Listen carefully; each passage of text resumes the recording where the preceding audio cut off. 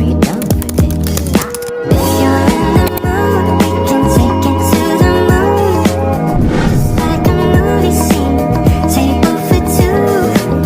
No need to be fair, I want you instead. Assalamualaikum warahmatullahi wabarakatuh. Halo semuanya, perkenalkan nama saya Pasya Dilfitri dengan NIM 47. Dan di sini saya akan menjelaskan tentang pengertian dan fungsi dari komponen-komponen CPU. Terlebih dahulu, saya ingin menjelaskan tentang apa itu CPU, lalu sejarah PCU, dan yang terakhir fungsi CPU.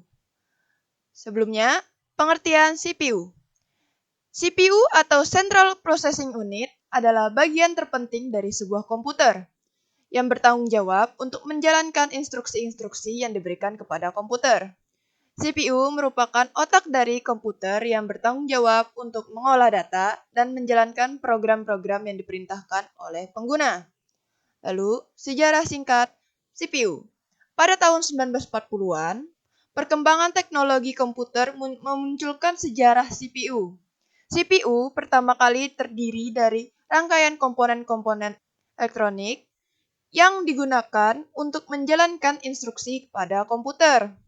Setelah melalui banyak tahun penelitian dan pengembangan oleh para ilmuwan dan insinyur elektronik, Intel Corporation mengembangkan CPU pertama yaitu Intel 4004 pada tahun 1971. Sejak 4004, CPU terus mengalami peningkatan kemampuan yang signifikan. Saat ini, banyak produsen seperti Intel, AMD, dan ARM mengembangkan CPU dengan spesifikasi yang berbeda-beda. CPU juga telah digunakan di berbagai perangkat, termasuk ponsel pintar, tablet, dan perangkat IoT. Fungsi dari CPU. CPU adalah inti dari sebuah komputer yang menangani semua instruksi yang diberikan kepada komputer.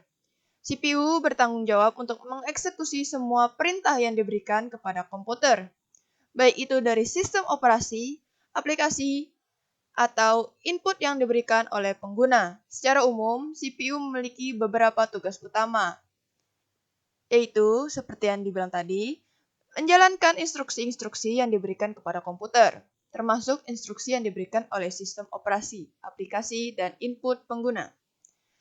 Yang kedua, mengontrol akses ke memori dan perangkat lain yang terhubung ke komputer, termasuk hard drive, peripheral, dan perangkat jaringan.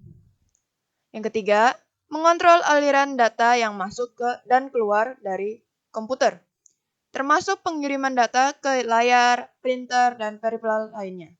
Yang keempat dan yang terakhir adalah menjalankan perhitungan matematika yang rumit, seperti yang dibutuhkan untuk menjalankan aplikasi yang memerlukan banyak pengolahan data. Lalu yang terakhir, apa saja komponen-komponen di dalam CPU? Yang pertama, casing CPU.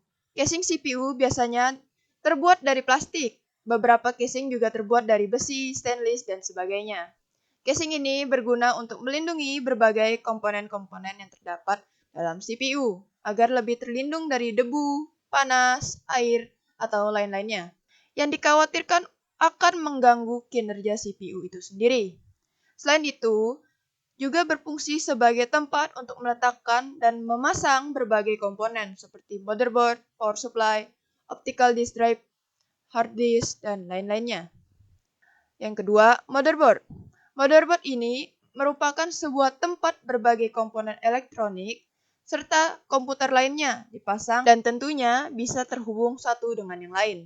Komponen-komponen yang menjadi bagian inti dalam motherboard adalah prosesor, sound card, video card, hard disk, dan lain-lain. Motherboard juga berfungsi sebagai media penghubung untuk setiap komponen komputer agar dapat saling berkomunikasi dengan komponen-komponen lainnya. Dan di sini adalah sebuah gambar dari motherboard. Yang ketiga adalah prosesor. Prosesor adalah salah satu komponen inti karena jika tidak ada prosesor, kemungkinan perangkat komputer tidak akan dapat bekerja sama sekali. Oleh karena itu, banyak yang bilang bahwa prosesor adalah otak dari komputer. Sebuah proses maupun perintah akan dikerjakan pada prosesor meskipun masih perlu bantuan komponen-komponen lainnya. Semakin tinggi kecepatan suatu prosesor, maka semakin cepat juga komputer dalam memproses berbagai macam data. Di sini adalah gambar dari sebuah prosesor. Yang keempat, kipas prosesor. Kipas prosesor berfungsi sebagai pendingin dan menjaga agar suhu prosesor tetap dingin dan stabil. Hal ini bertujuan agar perangkat prosesor komputer tidak cepat overheat maupun rusak. Yang kelima, RAM. RAM atau Random Access Memory juga memiliki kedudukan yang penting bagi perangkat komputer. Sebab, komponen yang satu ini bekerja sebagai tempat untuk menampung data sementara yang telah diproses sebelum dilanjutkan ke komponen-komponen lainnya. RAM juga dapat diganti dengan ukuran kapasitas yang lebih besar atau kecil. Namun hal ini tentu saja harus sesuai dengan kapasitas maksimal RAM yang terdukung di motherboard kalian. Selanjutnya ada hard disk. Hard disk atau HDD berfungsi untuk menyimpan berbagai data dan berbagai sistem operasi dari suatu perangkat komputer itu sendiri. Hard disk biasanya menggunakan perhitungan byte. Semakin besar kapasitas hard disk, maka semakin banyak pula data-data konvensional yang dapat disimpan. Selanjutnya ada SSD. SSD atau Solid State Drive merupakan perangkat yang dirancang untuk menyimpan data menggunakan serangkaian IC. Di dalamnya ditanamkan suatu chip sebagai media penyimpanan, guna menulis maupun membaca suatu data. Lalu ada CD atau DVD-ROM. CD atau DVD-ROM atau biasa disebut dengan optical disk drive, ini adalah piranti yang dapat digunakan untuk menulis dan membaca kaset atau kepingan CD atau DVD.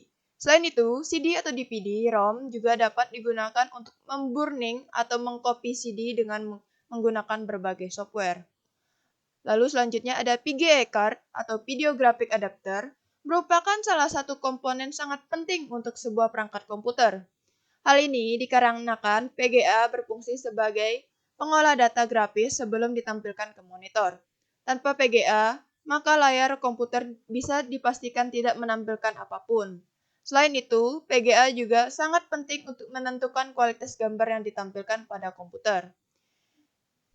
Dan ini adalah sebuah gambar atau sebuah contoh gambar VGA card.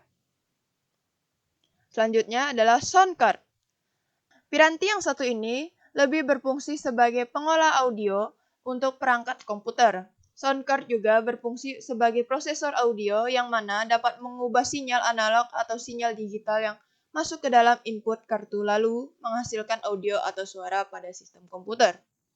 Sound card juga berfungsi untuk mengontrol semua audio yang dapat pada perangkat komputer. Yang terakhir adalah power supply. Power supply berfungsi sebagai pembagi daya atau sumber daya arus listrik pada setiap komponen-komponen komputer. Selain itu, power supply juga berfungsi sebagai mengubah tegangan DC menjadi AC sebelum dialirkan ke setiap komponen-komponen komputer itu sendiri.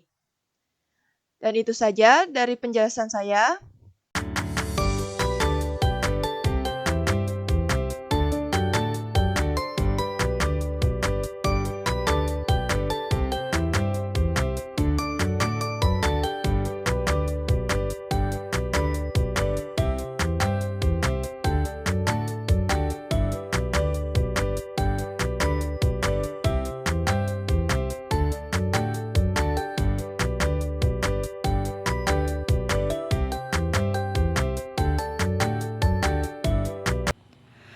Demikian presentasi dari saya.